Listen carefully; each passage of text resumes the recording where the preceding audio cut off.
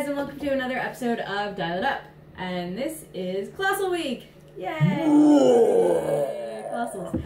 So a lot of our shows this week are featuring Colossals, so I figured this was a good time to go over the combat abilities that being a Colossal gives you. So being a Colossal is based on the giant smash fist that is on the damage symbol down at the bottom there. Down here on Brainiac. Basically your damage symbol as to how big you are. So actually, now that I've mentioned how big you are, Colossals are the biggest thing in the game. So I know I'm going to do another episode. I promise you guys I'm going to do an episode on Line of Fire. But pretty much Colossals, there's not much that's stopping you from seeing them. That means there's not much stopping them from seeing you. But we'll get into that another time. What I do want to focus on with Colossals are the two combat abilities that come from that giant pounding fist. And that is Colossal Stamina and Great Size. So we'll first start off with Colossal Stamina. Now it starts off with this character automatically breaks away and can use improved targeting, may make a ranged combat attack against any opposing character within range and line of fire, even if that character is in an adjacent square. This seems to be the one line of Colossal Stamina that people kind of just gloss over, don't really think about. It's more the second part, which we'll get to, that people focus on with Colossal Stamina. But what this does is that anytime that you're required to break away, you just automatically do it. So anytime there's a breakaway roll required, they're just like, yeah, whatever, I'm gonna move.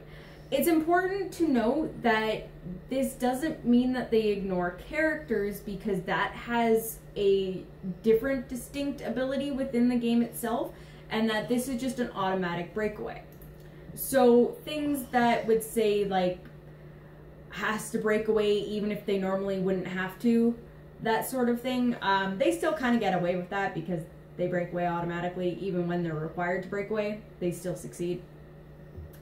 Because they're Colossals and there's really not much that's going to tie these guys down.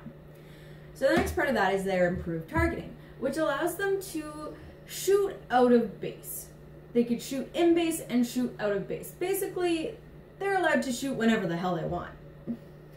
These guys, if you've got some little guys standing next to them, pew pew, they can shoot them. If you got a little guy standing next to them and some guy across the room, they're going to shoot the guy across the room as well. They don't care. That's what their improved targeting allows them to do. So going on to the next part of Colossal Stamina, the part that most people are familiar with, and that is the part that I've lost. When this character has 2 action tokens, it can be given a non-free action. If you do, after actions resolve, deal 1 unavoidable damage and do not clear action tokens from it until the end of their turn. So this allows them to continually act every single turn so long as they take damage for it.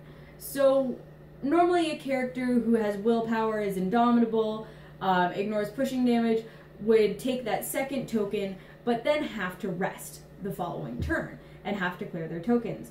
These guys don't have to if you don't want them to. Basically, they take an action, next turn take an action, next turn they can take an action so long as they take a damage for it. And it's very important to note that it is 1 unavoidable damage, it is not pushing damage. So any special powers that would activate off of pushing damage, it doesn't activate off Colossal Stamina because that's not what's happening here. They're just taking an extra 1 unavoidable damage to be able to attack every single turn.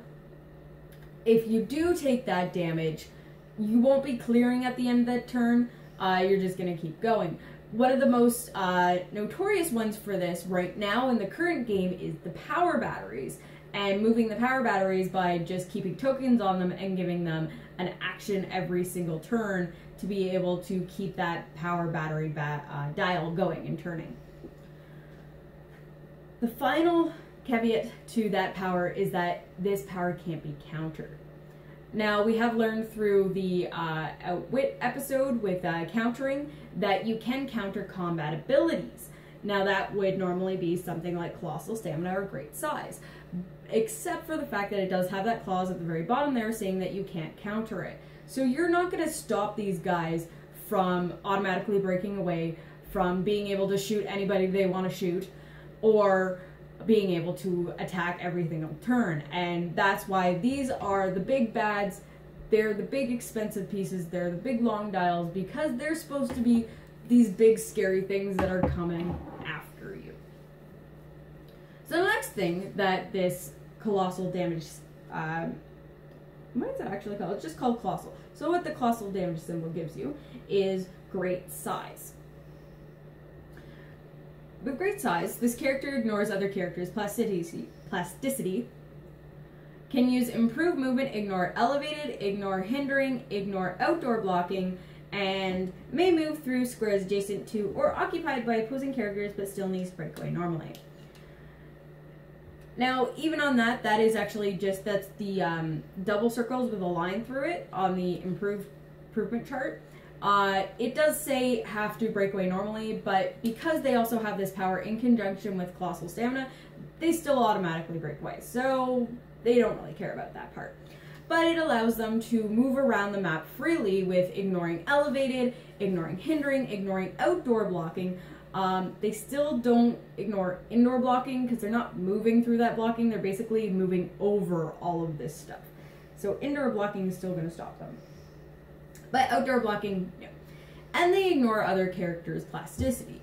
So now we're kind of getting into that area where there's a lot that they do ignore without actually ignoring characters when they move around. And also, these characters can't be knocked up back. So, there's that. When this character makes a close combat attack, it may target characters on higher elevations. Now that's cool. From what you can tell with these guys being a lot bigger, usually scale-wise, you're thinking these guys are going to be about the size of buildings anyways, so if you're on a higher elevation, they're on a lower elevation, they're still going to be able to make a close combat attack against you. What's important on that is that while they can attack you, they're still not adjacent to you. So you can still shoot them back, they can still shoot you, but if it's more beneficial for them to just punch you in the face, they're going to be able to punch you in the face. And this character may draw lines of fire and have lines of fire drawn to it as if the character occupied the elevation equal to or greater than the elevation it occupies, using the elevation level with the least restrictive line of fire. That's a lot of words to say that they can shoot at any elevation that they want. Originally, and it may have just been a misinterpretation from a lot of veteran characters, was that a lot of veteran players, was that Colossals could only go up as far as the next elevation. This has been proven to not be the case. And another thing that I will go into in much greater detail in the Line of Fire episode, but with these characters being able to draw a line of fire as if they're a higher elevation, they can pretty much draw a line of fire to any elevation. We now have maps that get up to as far as 6. And these guys, as long as there isn't anything else that's going to block their line of fire, they're going to be able to shoot up to elevation 6 and see you. It's pretty scary. And then the final thing on that is, once again, this ability can't be countered.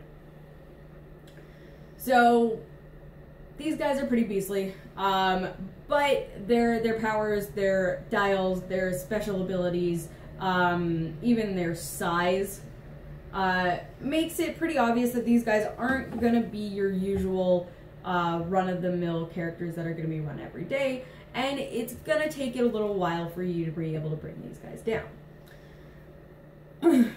Now that was the combat abilities that you are granted by having the colossal damage symbol. If you guys have any questions, comments, anything you think I didn't go over, feel free to mention it down below, and we'll see you again for another episode of Dial It Up. Raid with Clix is brought to you by Majestic's Heroclix Sales down in Costa Mesa, California. Right now, they're in the middle of storefront change. In the meantime, don't forget to check out their eBay store. If you check the link down below, they always have great Heroclix stuff at fantastic prices, and they'll ship just about anywhere.